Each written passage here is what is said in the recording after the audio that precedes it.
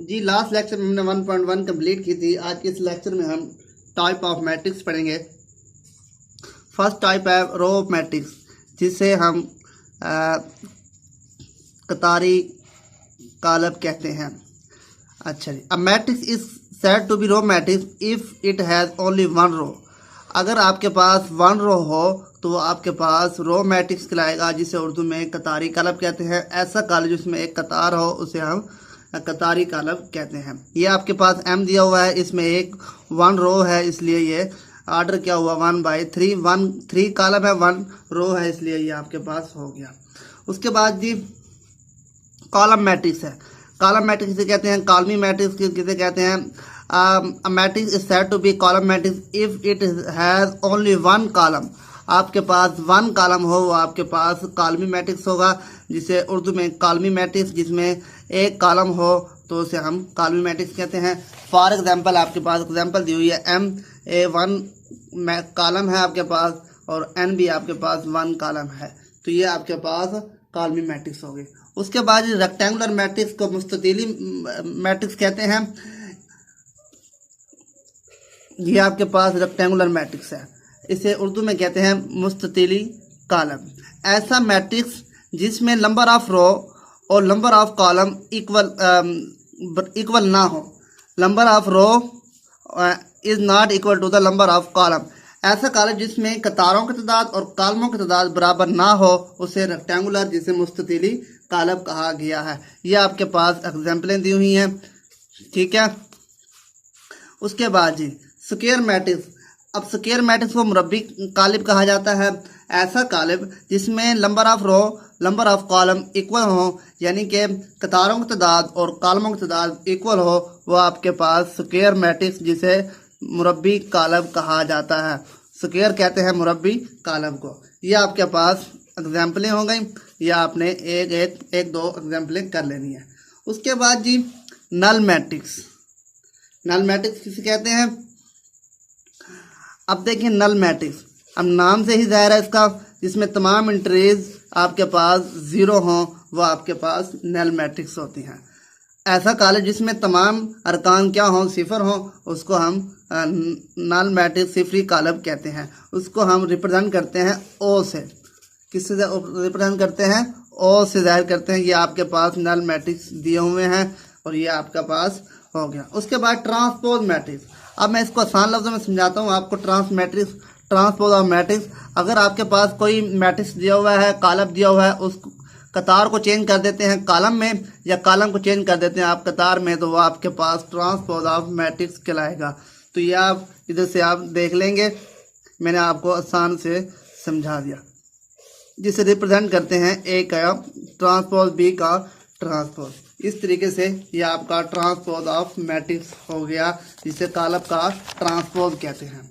उसके बाद जी negative matrix. ये एग्जाम्पलें दी हुई हैं, आपने अपनी बुक से देख लेनी है। उसके बाद नेगेटिव मैट्रिक्स क्या होता है? कोई भी मैट्रिक्स दिया हुआ हो उसको माइनस के साथ चेंज कर दिया जाए। Minus changing the sign of all entries. तमाम एंट्रीज को आपने, तमाम अरकान को आपने मनफी के साथ चेंज कर दें तो वो आपके पास नेगेटिव मैट्रिक्स कहलाएगा, जिसे मनफी कॉलम कहा जाता है। अब देखिए सिमेट्रिक मैट्रिक्स, ये आपको मैं बता देता हूँ। अगर कोई भी कॉलम हो, मैट्रिक्स हो, उसका ट्रांसपोज लिया जाए, दोबारा वही मैट्रिक्स आ जाए, उसको कहते हैं स्क्यूज। उसको सिमेट्रिक कॉलम कहा जाता है, जिसे सिमेट्रिक मैट्रिक्स कहते हैं। ये आपके पास एग्जाम्पल दी हुई है, आप एग्जाम्पल ले सकते हैं। A = 2 2 2 2। इसका ट्रांसपोज लेंगे तो आपके पास दोबारा वही आ जाएगा। इस तरीके से स्क्यू सिमेट्रिक में क्या होता है? ऐसा square matrix is said to be skew symmetric if A transpose equal हो आपके पास A नेगेटिव मैट्रिक्स आ जाए। अगर किसी कॉलम का ट्रांसपोज लिया जाए तो मनफी कॉलम आ जाए, वो आपके पास स्क्यू सिमेट्रिक कॉलम कहलाता है। अब इसकी एग्जांपल आपको समझने की ज़रूरत है।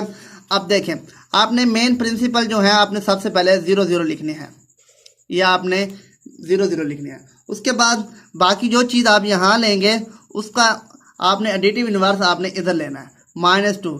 अगर इधर -2 लेंगे तो इधर +2 आ जाएगा, 3 लेंगे तो -3 इधर लेंगे तो +3 इधर आ जाएगा, इधर 1 लेंगे तो उसका -1 आएगा, अगर 5 लेंगे तो -5 आएगा, -5 इधर लेंगे तो +5 आएगा। तो इस तरीके से आपने एक मैट्रिक्स लिया। उसके बाद जी आपने इसका ट्रांसपोज लिया। अब रो को चेंज कर देना कॉलम में, ये कॉलम में चेंज हो जाएगा, ठीक है। और उसके बाद आपने माइनस कामा ले लेना, आपके पास नेगेटिव मैट्रिक्स निकल आएगा। ये आपके पास सिक्योर सिमेट्रिक मैट्रिक्स की एग्जांपल हो गई। उसके बाद डायगोनल मैट्रिक्स किसे कहते हैं?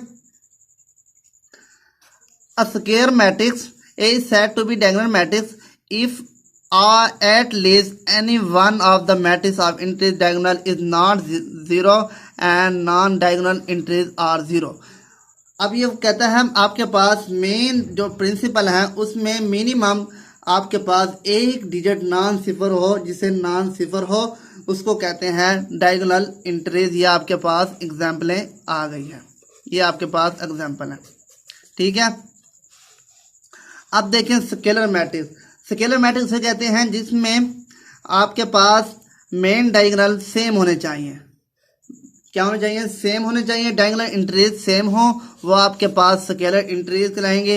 एंड नॉन जीरो, कि सिफर ना हो। विच के इज कांस्टेंट, के आपके पास कोई भी कांस्टेंट हो सकता है। ये आपके पास नीचे एग्जाम्पलें दी हुई हैं, 2 2 2 2, ये आपके पास बाकी तमाम सिफर हैं, तो इसको हम कहेंगे स्केलर मैट्रिक्स। अब आइडेंटिटी मैट्रिक्स को क्या कहते हैं? ज़रबी ज़ाती जमी ज़ाती कालिब, जिसे ज़रबी ज़ाती कालिब भी कहा जाता है। Diagonal matrix is identity unit matrix if all diagonal entries are 1। आपके पास डायगोनल एंट्रीज क्या होनी चाहिए? 1 होनी चाहिए, बाकी तमाम सिफर हों, वो आपके पास क्या कहलाती है? आइडेंटिटी मैट्रिक्स, जिसे ज़रबी ज़ाती कालिब कहा जाता है। उसके बाद जी अब हमारी एक्सरसाइज है, हमने डेफिनेशन पढ़ी है, उसी के मुताबिक इसको सॉल्व करना है। इक्वेशन 2 क्वेश्चन नंबर 1 है which from following matrix identify unit matrix, row matrix, column matrix and null matrix. आपने आइडेंटिफाई करना है कौन कौन से ये मैट्रिक्स हैं। ये आपके पास नल मैट्रिक्स है, ये आपके पास रो मैट्रिक्स है क्योंकि इसमें 1 रो है, ये आपके पास कॉलम मैट्रिक्स है, ये आपके पास 1 कॉलम है, ये आपके पास यूनिट मैट्रिक्स है, तो ये आपके पास मेन डायगोनल में 1 1 है, और ये आपके पास नल मैट्रिक्स है, और ये आपके पास कॉलम मैट्रिक्स है, ठीक है। क्योंकि इसमें 1 कॉलम है इसलिए कॉलम मैट्रिक्स है। अब क्वेश्चन नंबर 2 है from the following matrix identify square matrix, rectangular matrix, row matrix, column matrix, identity matrix, null matrix. पीछे मैंने आपको डेफिनेशन बताई हैं। आप स्क्वायर मैट्रिक्स क्या होता है? जिसमें number of row number of column equal होने चाहिए। रेक्टेंगुलर मैट्रिक्स क्या होता है? जिसमें number of row number of column equal नहीं होनी चाहिए। और रो मैट्रिक्स क्या होता है? जिसमें एक रो हो। कॉलम मैट्रिक्स क्या होता है? जिसमें एक कॉलम हो। आइडेंटिटी मैट्रिक्स क्या होता है? जिसमें वितरी रुकन एक होना चाहिए। नल मैट्रिक्स क्या होते हैं? जिसमें तमाम अरकान सिफर हो। इसी के मुताबिक आपने ये क्वेश्चन 2 आपने खुद करना है। अब देखें question number 3, which are the following matrix identity diagonal scalar and unit identity matrix. ये आपके पास स्केलर मैट्रिक्स है, ये आपके पास डायगोनल मैट्रिक्स है, ये आइडेंटिटी मैट्रिक्स है, और ये अभी आपके पास डायगोनल मैट्रिक्स है, और ये आपके पास क्या है? इक्वल। ये आपके पास यूनिट, ये भी आपके पास डायगोनल मैट्रिक्स है, स्केलर मैट्रिक्स है। ये आपके पास मेन प्रिंसिपल क्या है? सेम है। 5 - 3 2 होता है, 1 + 1, ये भी आपके पास स्केलर मैट्रिक्स हो गया। इस तरीके से आपने क्वेश्चन नंबर 3 करना है। क्वेश्चन नंबर 4 है आपके पास find negative matrix ABCDE when. आपने ये मालूम करना है नेगेटिव मैट्रिक्स क्या करना है, सिर्फ आपने साइन चेंज कर देना है, इसको इधर माइनस लगाना है और अंदर सारी अलामतें आपने तब्दील कर देनी है, तो ये आपके पास नेगेटिव मैट्रिक्स आ जाएगा। बाकी तमाम आपने ऐसे ही करना है। क्वेश्चन नंबर 5 है find the transpose of following matrices.